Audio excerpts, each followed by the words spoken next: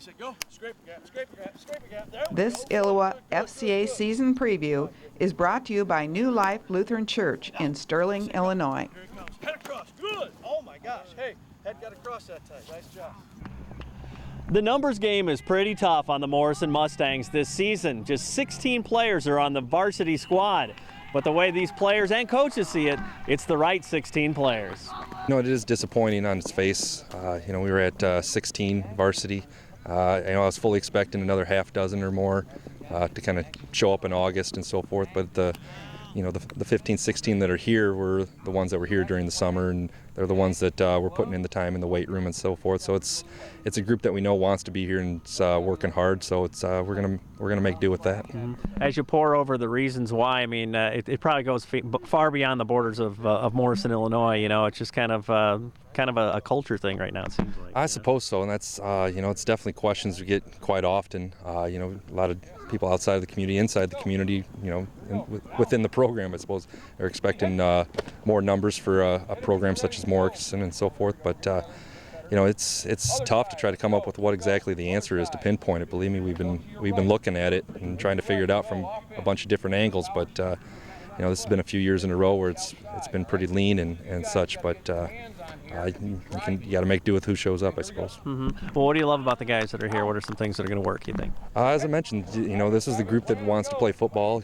You could tell by the commitment that they made to the summer contact days and the ones that were showing up in the weight room and so forth. So it's nice to see them have that core at least that is going to work and want to play football, and they're listening and they're working hard and motivated, and they look around and they understand that some of their classmates could have helped them coming out and so forth, but they're excited for the challenge of just playing the game. We have a lot of dedicated guys out there. We might have small numbers, but we have a lot of tough players that want to keep going through and get better. Mm-hmm. What are you seeing out there too, as far as early in the preseason that clearly the work has been done so they can get their best out there too? Yeah, we have a lot of hard workers. They've been working in the summer, so we have a lot of people that want to get better and they're working hard and they're getting conditioned. So that's why we have. Mm-hmm. As you see it, as things unfold, what do you think is some things you can rely on, and what are the opportunities for guys to step in for too? I mean, we have a lot of opportunities actually. We have, like Andy said, we have a pretty good line, and our running game would be strong. And we also have a